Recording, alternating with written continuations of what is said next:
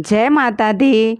तो आज मैं बात करने वाली हूँ नवरात्रि शारदीय नवरात्रि। माता का आगमन हो रहा है, खुशियों का आगमन हो रहा है, कैसे और किस प्रकार मनाना है। चलिए सभी बातें सभी जानकारियाँ आज की इस वीडियो में होगी। शारदीय नवरात्रि, ये माता दुर्गा का आगमन हो रहा है। नौ दुर्गा शारदीय नवरात्रि जैसा कि आप जानते हैं 3 अक्टूबर से शुरू हो रहा है। 3 अक्टूबर से माँ का आगमन हो जाएगा।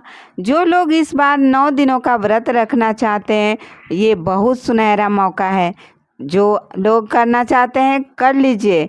9 दिनों का व्रत रखने में बहुत सारी कठिनाइयाँ नहीं होती, पर शुरुआत का 2 दिन थोड़ा बहुत महसूस होता है, फिर आप लोग आराम से कर सकते हैं। हाँ, पर माँ के प्रति प्रेम और समर्पण होना चाहिए।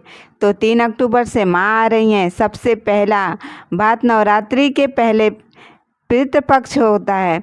तो बहुत लोग सोचते हैं हम नवरात्रि का पूजा का सामग्री खरीद सकते हैं पितृपक्ष में कि नहीं। तो जी हाँ, आप अपने पूजा पाठ का, माता का सामान जो भी है वो सब खरीद सकते हैं, क्योंकि श्राद्ध चल रहा है। पर पूजा पाठ से जुड़ी सारी वस्तुएं खरीद सकते हैं, जैसे धूप, दीप, कलश, अगरबत्ती, आसन, ये सारी चीज़ें माता के लिए आप ले सकते हैं। बिल्कुल अमावस्या के दिन अपने मंदिर में को साफ करके सजा ले और सारी चीज़ें खरीद ले, क्योंकि अगले ही दिन नवरात्रि का पहला दिन यानी कलश स्थापना रहेगा। तो उस दिन तो आप कुछ नहीं खरीद सकते, क्योंकि उस दिन तो आपको कलश स्थापना करनी है, आपका व्रत रहेगा।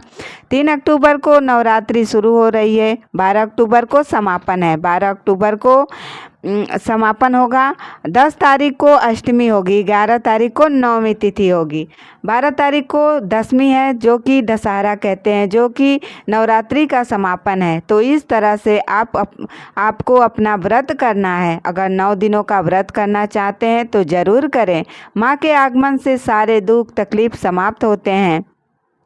देखिए, आप रोज़ दहलीज पूजन करते हैं या नहीं करते हैं, पर नवरात्रि में आप अपने दहलीज को साफ करें, धोएं, रंगोली बनाएं, सुबह जल्दी उठें और उठकर अपने घर के सभी खिड़की दरवाजे खोल दीजिए। घर में जो रात भर की नेगेटिविटी होती है वो निकल जाएगी बाहर।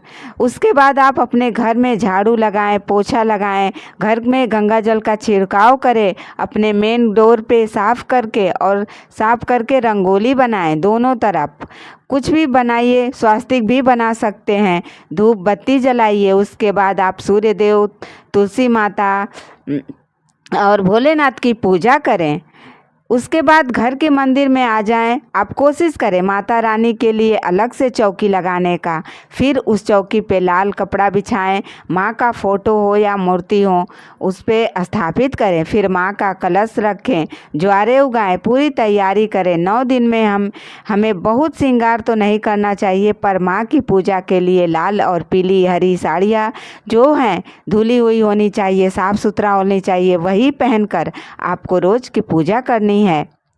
आपके पास अगर 9 दिनों के लिए 9 कलर की साड़ियाँ हैं जो पहले दिन पहने जाती है, दूसरे दिन, तो अगर हैं तो आप 9 दिन अलग अलग कलर की साड़ियाँ पहन सकती हैं। 9 दिनों माता का अलग अलग भोग लगा सकती हैं। अगर आपके पास उतना मतलब व्यवस्थाएं हैं तो आप करें।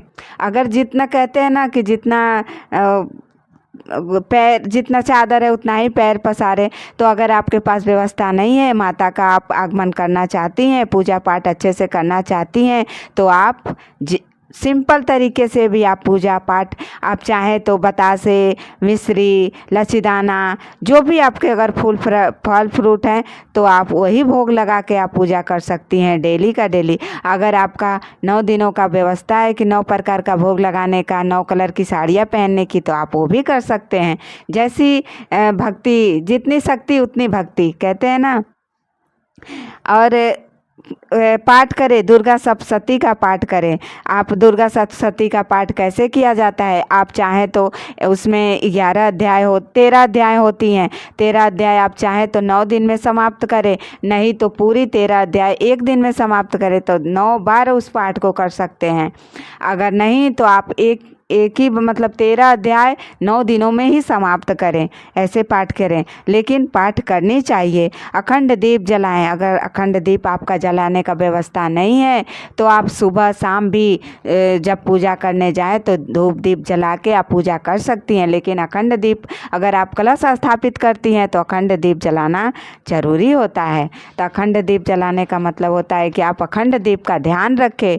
बहुत सारी चीज़ों का ध्यान रखना पड़ता है। उसके बाद से आप क्या करें कि शुद्धता का, सबसे पहली बात कि आप शुद्धता का पूरा भरपूर ध्यान रखें। और एक बात, अष्टमी को माता की विशेष पूजा करनी होती है। उस दिन हलवा बनाकर माता को कढ़ाई चढ़ानी होती है। ये तो रही नवरात्रि की तैयारियां, तो पहले से ही आपको कर लेनी चाहिए। पूजा के दिन कुछ भूल न जाए, कि कुछ छूट न जाए, कि माता की भक्ति में कुछ अधूरा ना रह जाए। तो जान लीजिए 3 अक्टूबर से शुरू हो रही है नवरात्रि और 12 अक्टूबर को समापन है। हम यही उम्मीद करेंगे कि आपको वीडियो अच्छी लगी होगी। वीडियो अच्छी लगी होगी तो चैनल को लाइक और सब्सक्राइब करें।